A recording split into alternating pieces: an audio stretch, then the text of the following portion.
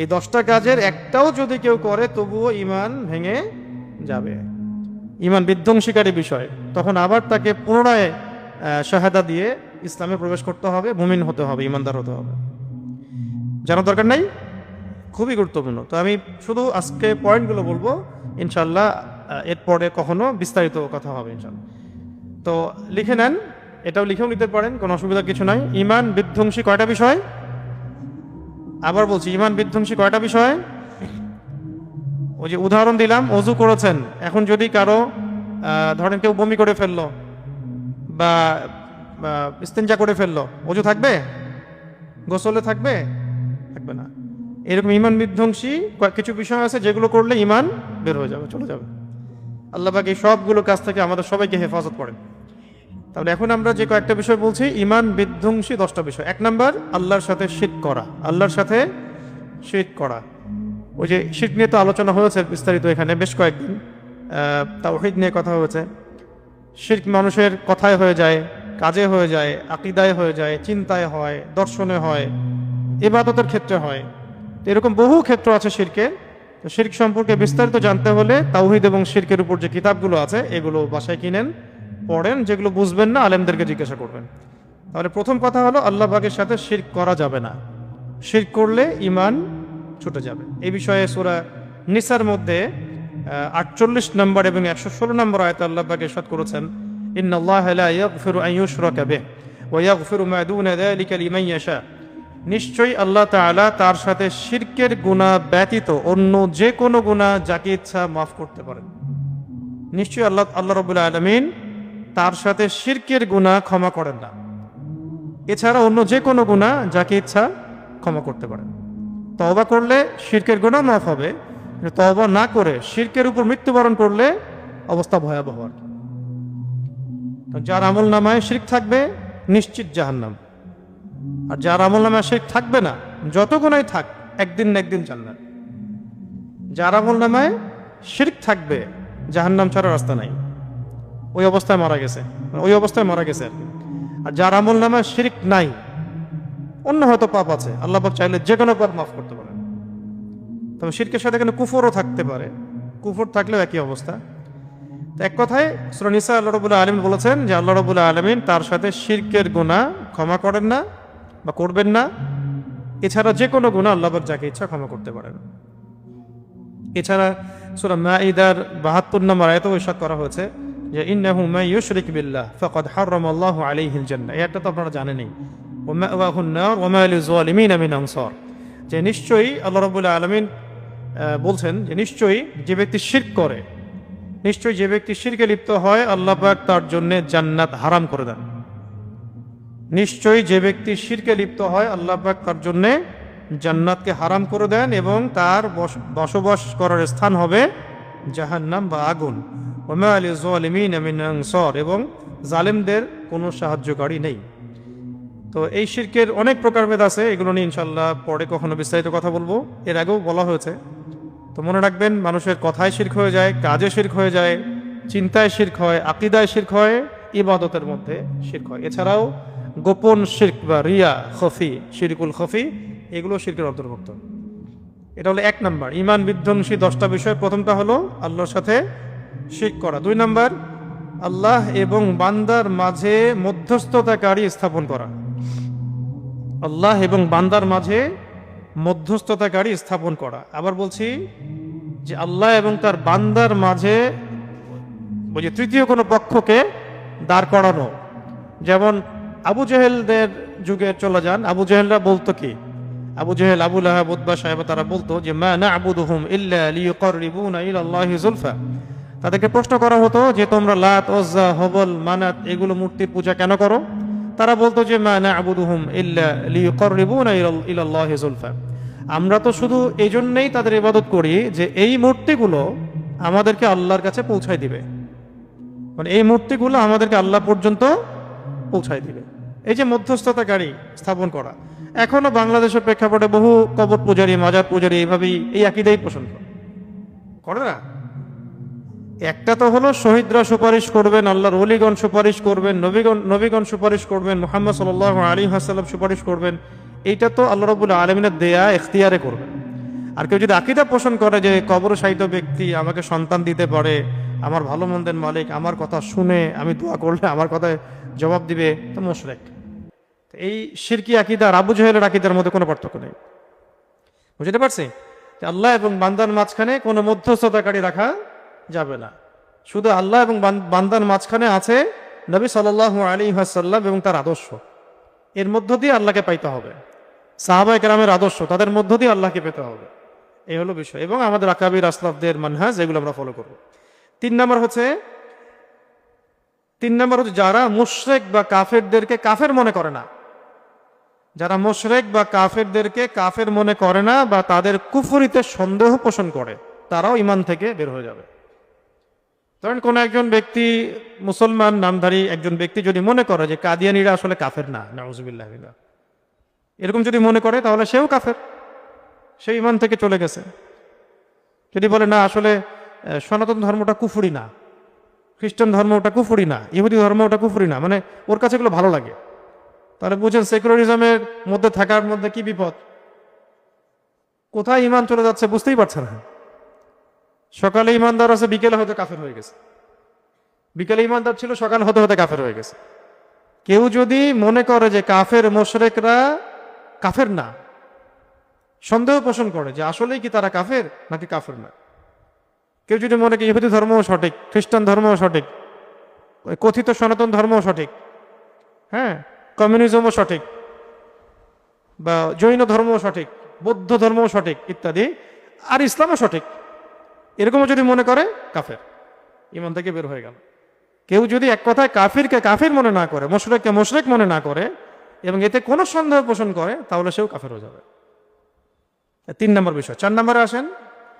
কি এখন কঠিন লাগতেছে না ইসলাম? হ্যাঁ, এইভাবেই কঠোরভাবে ইসলাম পালন করতে হবে, এর নামই হচ্ছে ইসলাম। ঠিক আছে?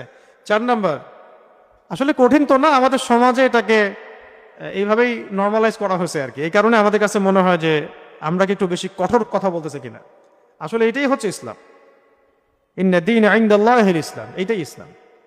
ইসলাম এমন না যে মানে আবর্জনার সাথে মিশে সেও একটা অস্তিত্ব রাখে, এমন কিছু না। ইসলাম সবসময় আলো থেকে অন্ধকার আলাদা করে ফেলে, বা মানে অন্ধকার থেকে আলো আলাদা করে ফেলে, নাপাকি থেকে পাক আলাদা করে ফেলে। জগা খিচুড়ির কোনো জায়গা নাই ইসলামের মধ্যে। ঠিক আছে? 4 নম্বর হলো, আচ্ছা তিনটা বলছি না, হ্যাঁ নাকি 4টা বলছি? 3টা। 1 নম্বর হচ্ছে আল্লাহ পাকের সাথে শিরক করলে ঈমান ভেঙে যাবে। 2 নম্বর, আল্লাহ এবং বান্দার মাঝখানে মধ্যস্থতাকারী স্থাপন করলে ঈমান ভেঙে যাবে। এবং 3 নম্বর হচ্ছে যারা কাফের বা মুশরিকদেরকে কাফের মনে করে না, তারাও কি কাফের। 4 নম্বর, এটা আরো কঠিন। এবার তো বলবেন যে বাংলাদেশে মুমিন আছে কয়জন? 4 নম্বর হচ্ছে যারা বিশ্বাস করে যে অন্যের হেদায়াত বা অন্যের দেখানো পথ নবী সাল্লাল্লাহু আলাইহি ওয়াসাল্লামের পথের চাইতেও উত্তম, এবং যারা মনে করে যে আল্লাহ এবং তার রাসূলের বিচার বা হুকুম, আল্লাহ এবং তার রাসূলের বিচার বা হুকুম অপেক্ষা তাদের বিচার বা হুকুম উত্তম, তাহলে তারা কাফের হয়ে যাবে, ঈমান থেকে বের হয়ে যাবে। কি এরকম লোক নাই? যারা মনে করে যে আল্লাহ এবং তার রাসূলের যে হেদায়েত, এর চাইতে তাদের দেখানো পথ উত্তম, এরকম মানুষ নাই? সাংস্কৃতিক অঙ্গনে যান, শিক্ষা অঙ্গনে যান, রাজনীতির মধ্যে যান, অর্থনীতির মধ্যে যান, হ্যাঁ, আরও যে ফিলোসফিক্যাল থটস যেগুলো বাংলাদেশে আছে ওগুলোর মধ্যে যান, দেখেন তাদের আকীদা, দর্শন, কথাবার্তার ধরনগুলো দেখেন। ঠিক আছে? কিন্তু আমি একটা বিষয় আশ্চর্য হই যে এত স্পষ্ট কুফরি করার পরও তাদেরকে কাফের বলতে মিম্বরগুলো থেকে খুব ভয় আসে কেন জানি। মিম্বরের যারা আমানত রক্ষা করেন তারা কেন জানি বলতে চান না যে আসলে এটা কুফরি, বা দিন শেষে তাদের সাথেই ধন্না দেন, তাদের সাথেই লিয়াজু করেন, আতাত করেন। এই জিনিসটা আমার বুঝে আসে না। আসলে আপনাদের বুঝে আসলে আমাকে বুঝায়েন, সমস্যা নাই। এখানে স্পষ্ট কথা, কেউ যদি আল্লাহ এবং তার রাসূলের বিধানের চাইতে বা দেখানো পথের চাইতে, হেদায়েতের চাইতে নিজেদের দর্শনটাকে বা নিজেদের দেখানো পথকে বেটার মনে করে, শ্রেষ্ঠ মনে করে, তাহলে সেটা ঈমান বিধ্বংসী বিষয়ে বের হয়ে যাবে ইসলাম থেকে।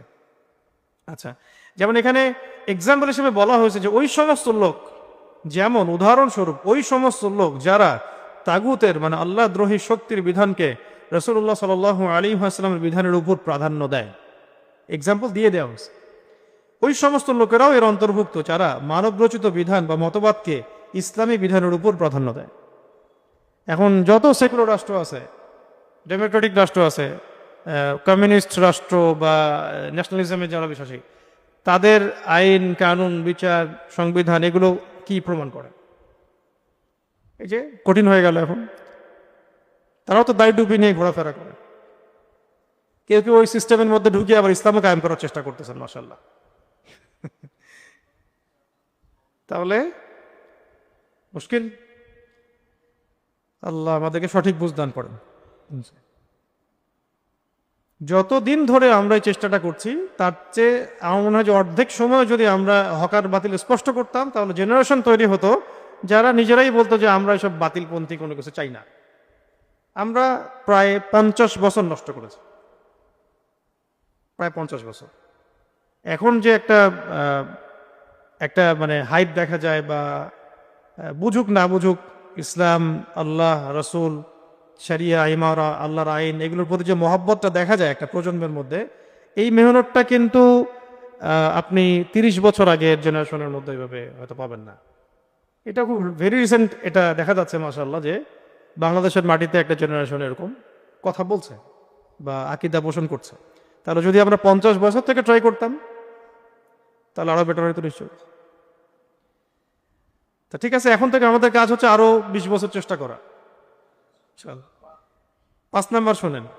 5 নাম্বার হচ্ছে যে ব্যক্তি, এবার তো মুশকিল, আরো কঠিন, যে ব্যক্তি রাসূলুল্লাহ সাল্লাল্লাহু আলাইহি ওয়াসাল্লাম যা নিয়ে এসেছেন, যে ব্যক্তি রাসূল সাল্লাল্লাহু আলাইহি ওয়াসাল্লাম যা নিয়ে এসেছেন মানে দ্বীন ইসলাম, কুরআন, সুন্নাহ, এই তো যা নিয়ে এসেছেন, সে অনুযায়ী আমল করে, সে অনুযায়ী আমলও করে, কিন্তু এই দ্বীনের কোনো বিষয়ের উপরে ক্রোধ রাখে বা বিদ্বেষ রাখে বা অবজ্ঞা পোষণ করে, সেও কাফের।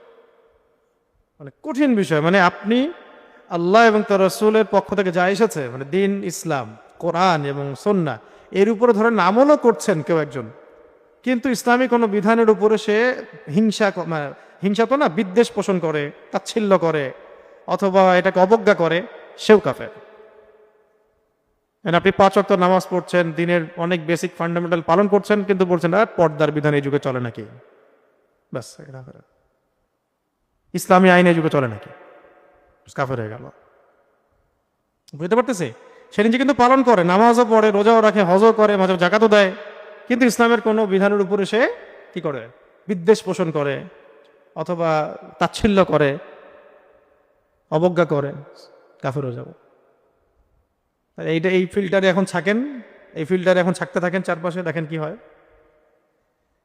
এখানে মূলনীতি বলা হয়, বাকিগুলো আপনারাই আপনাদের ইন্টেলেকচুয়াল জায়গা থেকে বের করবেন। 6 নম্বর হচ্ছে, 6 নম্বরটাও শুনেন, এটা আরো মুশকিল। যে ব্যক্তি রাসূল সাল্লাল্লাহু আলাইহি ওয়াসাল্লামের দ্বীনের কোনো অংশ নিয়ে ঠাট্টা বিদ্রুপ করবে, সেও কাফের। দ্বীনের কোনো অংশ নিয়ে কেউ যদি একটু ঠাট্টা বিদ্রুপ করে, সেও কে, কাফের। দাড়ি রাখছে, এর বললো উদাহরণ আপনাকে, হুজুর হয়েছিস বেটা, দাড়ি রাখছিস, কি কাকে টিটকারি করলো, দাড়িকে, ব্যাস ইমান হারা হয়ে গেল, ইমান হারা হয়ে গেল। টুপি পরে ঘুরে বেড়াইস, মুশকিল। ইসলামী পোশাক পরছিস, হ্যাঁ, এগুলা পোশাক পরলে মানুষ তো পিছায় যায়, বিশ্ব আগায় যাচ্ছে, তুই পিছায় যাচ্ছিস। হ্যাঁ, নতুন নতুন হুজুরগিরি দেখাচ্ছিস।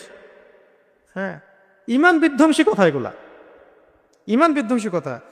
আল্লাহ পাক কি বলেছেন শুনেন, এটা আয়াত আছে, এই যে কুল আবিল্লাহি ওয়া আয়াতিহি ওয়া রাসূলিহি কুনতুম তাস্তাহজিউন, আপনি বলুন হে নবী মুহাম্মদ সাল্লাল্লাহু আলাইহি ওয়াসাল্লাম, তোমরা কি আল্লাহর সাথে বা আল্লাহ পাকের হুকুম আহকামের সাথে এবং রাসূলের সাথে ঠাট্টা বিদ্রুপ করছো? লা তা'তাযিরু, তোমরা ওযর পেশ করিও না, তোমরা কোনো ওযর পেশ করিও না। কদ কাফারতুম বা'দা ঈমানিকুম, তোমরা ঈমান আনার পরে এই ঠাট্টা বিদ্রুপের মধ্য দিয়ে কুফরি করেছো, আল্লাহ পাক বলছে। আর কিছু লাগবে দলিল? এটা সূরাতুল তাওবার মধ্যে আসছে 65-66 নম্বর আয়াতে। কুল আবিল্লাহি ওয়া আয়াতিহি ওয়া রাসূলিহি কুনতুম তাস্তাহজিউন, বলো তোমরা কি আল্লাহ এবং তার রাসূল বা আল্লাহর আয়াত সম্পর্কে ঠাট্টা বিদ্রুপ করতেছো? লা তা'তাযিরু, ওজর দেখাও না, এক্সকিউজ দেখাও না যে ভুল হয়ে গেছে এই কারণে করছো এই কারণে।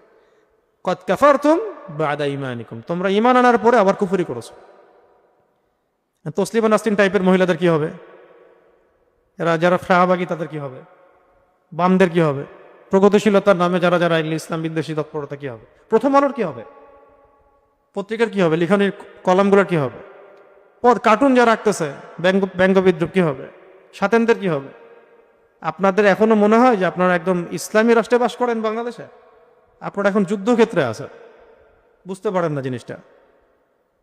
ফেসবুকে ঘুরেন তো বেশি, মনে হয় যে খেলাফত তো কায়েম হয়ে গেছে ফেসবুকে। ফেসবুকে তো অনেক খেলাফত তো ফেসবুকে কায়েম হয়ে গেছে, খালি আইনটা বাস্তবায়ন করা বাকি, এরকম মনে হয়। বাস্তবতায় আসেন মাঠে ময়দানে, দেখবেন যে বহু দূর, এখনো বহু দূর। পুরো সিস্টেমটা ইসলাম বিদ্বেষী, পুরো সিস্টেমটা ইসলাম বিদ্বেষী। এখানে আপনারা গোরাবা, আমরা গোরাবা। গোরাবা মানে কি? অপরিচিত। আপনি পরিপূর্ণরূপে ইসলাম পালন করতে যান, আপনি সমাজে গোরাবা হয়ে যাবেন। কিন্তু এগুলি ইসলাম। এভাবে যদি কেউ জীবন করতে পারে, ঈমান নিয়ে মরতে পারবে। ঈমান নিয়ে মৃত্যুবরণ করাটাই সবচেয়ে বড় কথা।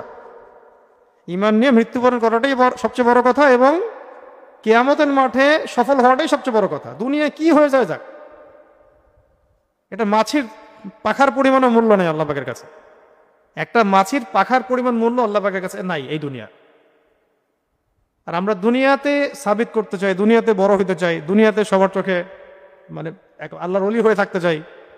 আল্লাহ পাকের কাছে আমার অবস্থান কি, সেটাই সবচেয়ে বড় কথা। এবং পরিপূর্ণ ঈমান নিয়ে আমরা পরকালের যাত্রা করতে পারতেছি কিনা, এটাই সবচেয়ে বড় কথা। আল্লাহ পাক আমাদের তৌফিক দান করেন। তাহলে ইসলামের কোনো বিষয় নিয়ে কেউ যদি ঠাট্টা বিদ্রুপ করে, কি হবে? ঈমান থেকে বের হয়ে যাবে। 7 নাম্বার জাদু করা। 7 নাম্বার কি? জাদু করা। কেউ যদি জাদু করে, জাদুবিদ্যার চর্চা করে, হ্যাঁ, যে কোনো কারণেই করুক, স্বামী স্ত্রীর মধ্যে মিল মহব্বত সৃষ্টি করার জন্যও কেউ যদি জাদু করে, এই জাদু হারাম, কুফরি, কবিরা গুনাহ। আর বাকি অন্য উদ্দেশ্যে করলে তো শেষ। তো এটা সূরাতুল বাকারায় 102-3 নম্বর আয়াতের দিকে বিস্তারিত ওই বড় একটা আয়াত আছে, ওয়াত্তাবিউ মা তাতলু শায়াতিনু আলা মুলকি সুলাইমান, একদম পুরো একটা পড়বেন, এখানে পুরো ডিটেলস দেওয়া আছে আর কি। তো জাদুবিদ্যা নিয়ে এখানে একটা তালিমে আমি ধরে ধরে সব বলে দিয়েছিলাম যে চিকিৎসার জন্য কি করতে হবে, জাদু কি, কেন। ওই ক্লিপটা হয়তো আছে, আপনারা দেখে নিন। আজকে আর ডিটেলস বলছি না, এতটুকু বলছি, জাদু যারা প্র্যাকটিস করে, চর্চা করে, উমর রাদিয়াল্লাহু আনহুর যুগে তাদেরকে হত্যা করা হতো। এটা হচ্ছে একটা মৃত্যুদণ্ডের সমপরিমাণ শাস্তি আর কি। এটা এখন ঘরে ঘরে ঘরে ঘরে ঘরে ঘরে বলবো না, কিন্তু এলাকায় এলাকায় ঠিকই চলছে না? পোস্টারিং করে, অনলাইনে অ্যাড দিয়ে তান্ত্রিক কবিরাজ এগুলো জাদু করতেছে। এগুলো থেকে বাঁচতে হলে অবশ্যই কোরআনের সাথে সম্পর্ক রাখতে হবে, ফরজ ওয়াজিব ঠিকঠাক মতো আদায় করতে হবে, পাক পবিত্র থাকতে হবে, নিয়মিত দোয়া দরুদ মাসনুন যে জিকির আজগার এগুলো করতে হবে। ইনশাআল্লাহ আল্লাহ পাক এগুলো থেকে হেফাজত করবেন। ঠিক আছে। 8 নাম্বার হলো, 8 নাম্বারটা আরো কঠিন হয়ে যাচ্ছে মনে হয়। 8 নাম্বারটা হচ্ছে যে কাফের মুশরিকদের পৃষ্ঠপোষকতা করা এবং মুসলমানদের বিরুদ্ধে তাদেরকে সাহায্য করা। করলে ঈমান ধ্বংস হয়ে যাবে, ঈমান বের হয়ে যাবে। কাফের মুশরিকদেরকে পৃষ্ঠপোষকতা করা আর মুসলমানদের বিরুদ্ধে তাদেরকে সাহায্য করা। মূলনীতি বলে দিলাম, বাকিটা মিলান। সারা দুনিয়া ব্যাপী আমাদের দেশে, আমাদের অঞ্চলে, আমাদের এলাকায় কাফের মুশরিকদের পৃষ্ঠপোষকতা কারা করতেছে আর মুসলমানদের বিরুদ্ধে তাদেরকে সাহায্য কারা করতেছে? এরা মুমিন না, এরা কোশ্চিন কালেও মুমিন না।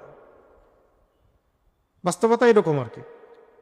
কখনো কখনো তো আমরা এটাও দেখি যে সামান্য একটু সমর্থনের আশায় কুফুরিকে কুফুরি বলতে ইসলামপন্থীদের অনেকে ভয় পান, কাফেরকে কাফের সাব্যস্ত করতেও ভয় পান, মুশরিকদেরকে মুশরিক বলতে ভয় পান, বরং তাদের মানে কি বলবো, তাদের পিছনে তেল দেন।